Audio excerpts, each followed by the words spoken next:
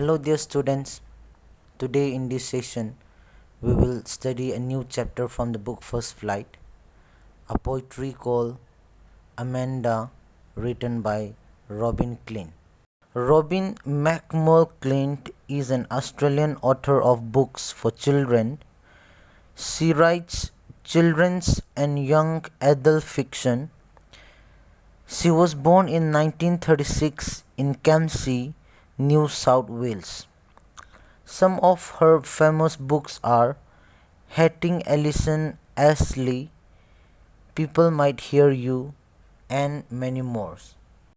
Amanda is a poem about child psychology, and the poet gives us a clear picture that children lived in a world of dreams. In this poem, we have a conversation between a little girl named Amanda and her mother on her governess. The mother is calling the girl or Amanda again and again for doing something or neglecting something. But Amanda is lost in a world of her own. She is not even listening to what her mother is saying. The poem tells us that grown-up people should allow enough freedom to the growing children, as too much nagging has a negative effect on a child's mental development. The poem focuses on the upbringing of a small child whose name is Amanda. It focuses on the struggles which a child is facing. It also gives us the idea that nagging a child constantly is not at all a good idea. Or if you continue to advise a child to do this or that and not to do this or that, finally your advice will lose its meaning and no child will listen to you. Rather, he or she will begin to do the opposite of what he or she is told to do. The child should be given enough freedom to think and imagine, and too much nagging makes the child defiant. So the poet Robin Clint makes the important point that the child or a children should never be deprived from their freedom. So it should be the responsibilities of the parents for the proper upbringing of their child. Now let's read the poem. Don't bite your nails, Amanda. Don't hunch your shoulders, Amanda. Stop that slouching and sit up straight, Amanda. Here in the first stanza, the poet is describing Amanda, a little girl who is always pointed out by her mother for her mistakes and how she imagines her life to be. The poet says that the mother is pointing out Amanda for biting nails, which is a bad habit. And then she asked her to sit straight without bending her shoulders. Amanda, who has habit of bending her shoulders and sitting lazily, is being pointed out because her mother wants her to sit in the right posture. There is a languid emerald sea where the sole inhabitant is me, a mermaid drifting blissfully. Here in this second stanza, we can understand that it is a parenthesis, which means it is the imaginations or the thought of the little girl Amanda. And let's see what it says. At this point of time, when she is being scolded by her mother, she imagines, or Amanda imagines herself to be in a deep green sea, and she says that she wants to be the only resident of this beautiful green sea, or she would be the only inhabitant. And she imagines herself like a mermaid who is alone there, and she leads her life in a very relaxing way. She also says that she wants to be carried away by the current of water and feel the relaxing environment there in that green sea. Now let's see the meaning or difficult words of the first and second stanza. Hunch means bend or bending. Slouching means sitting in a lazy way or in a lazy manner. And languid means relaxed.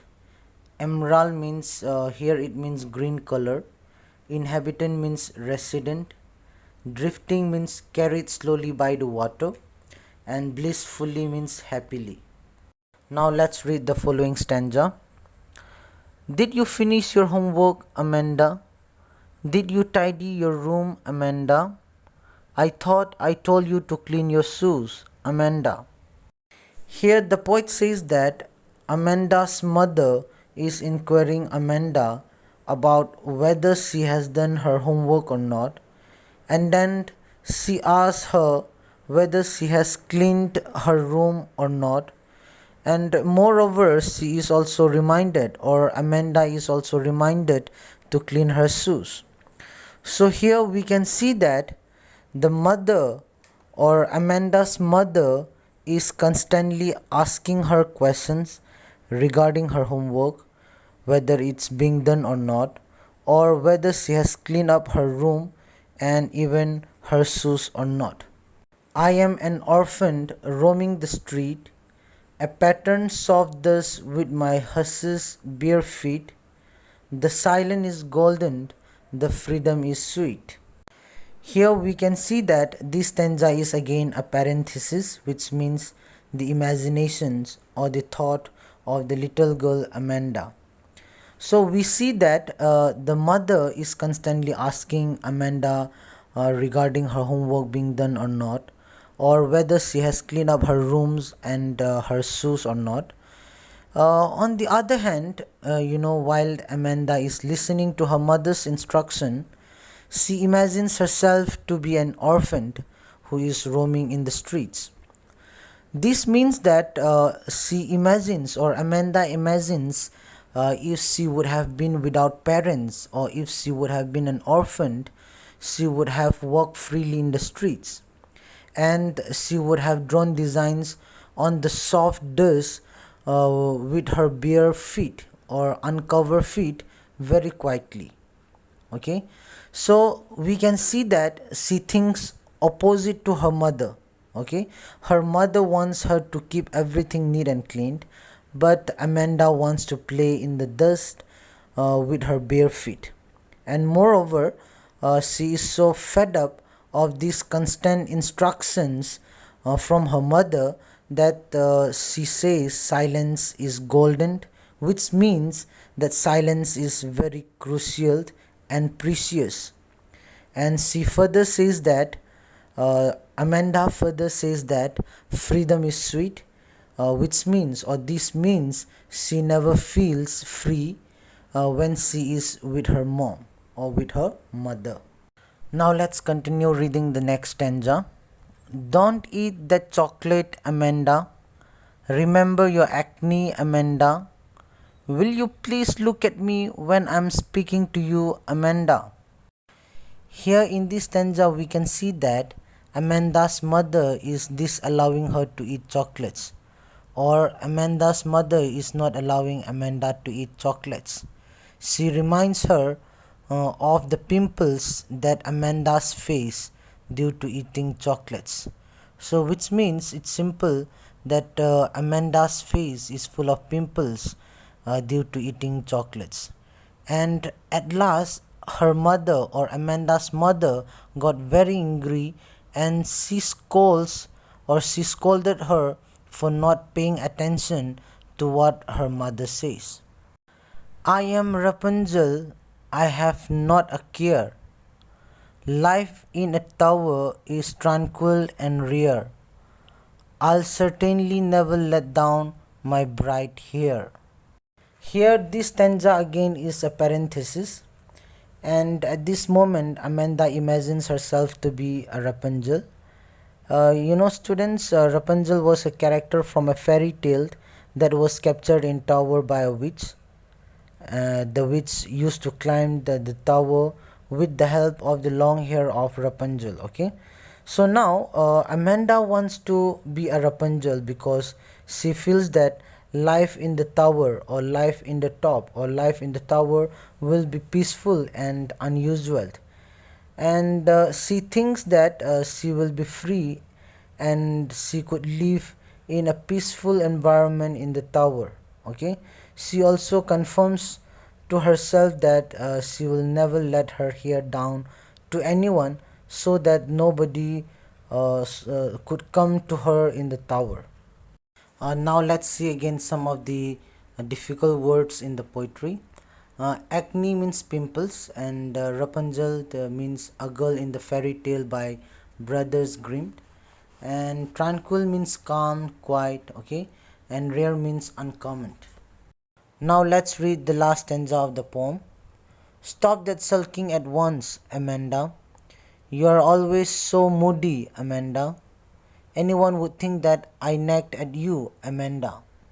Now, here in this stanza, Amanda's mother warns her, or warns Amanda, for behaving in a very odd manner, and she asked her to stop being in a bad mood, and moreover, she also blames her of having such an unstable mood. Okay, she also, or Amanda's mother also scolds Amanda by saying that her behavior, or Amanda's behavior, will one day make people think that Amanda was constantly being harassed by her mother. So here we can say that though Amanda is always pointed out by her mother on every small things, but she can't react to this. If she reacts towards this by getting emotional, her mother uh, it takes or her mother takes this against her sense of pride and scolds her that she should not behave like this, as others would think that Amanda's mother is very dominating towards her child. So let's see again the difficult words. Sulking means be in a bad mood, and moody means unstable, and here nag means harass. Okay, now let's see the literary device used in the poetry. The first one is metaphor, and in the poem the line Amanda imagines herself as mermaid and Rapunzel, and the line freedom is sweet, silence is golden, emerald sea. All these are the example of metaphor used in the poetry. The second one is repetition, and in the poem words like Amanda, dawn, etc. are repeated again and again for poetic effect. So the second literary device is repetition.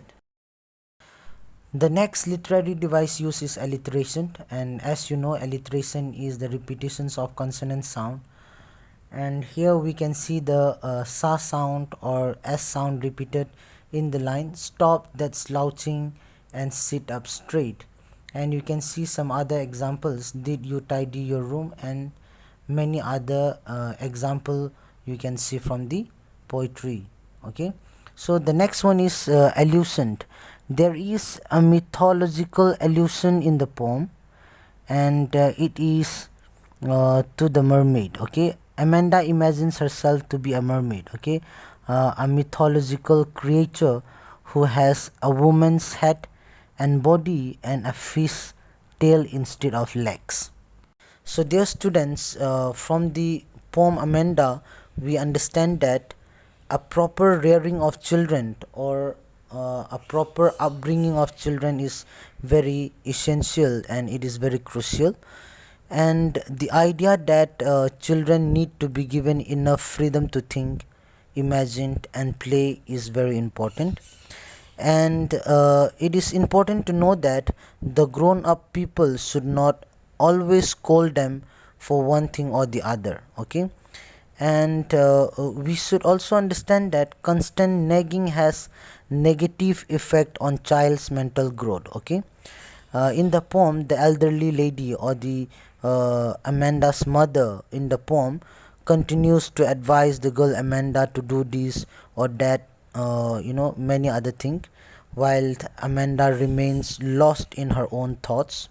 So the lady thinks that Amanda is very moody, and ironically, she asks her to stop. The mother asks Amanda to stop sulking, otherwise, people would say that she scolded her. So, dear students, that's all for today's class. Hope you understood the lesson. Thank you.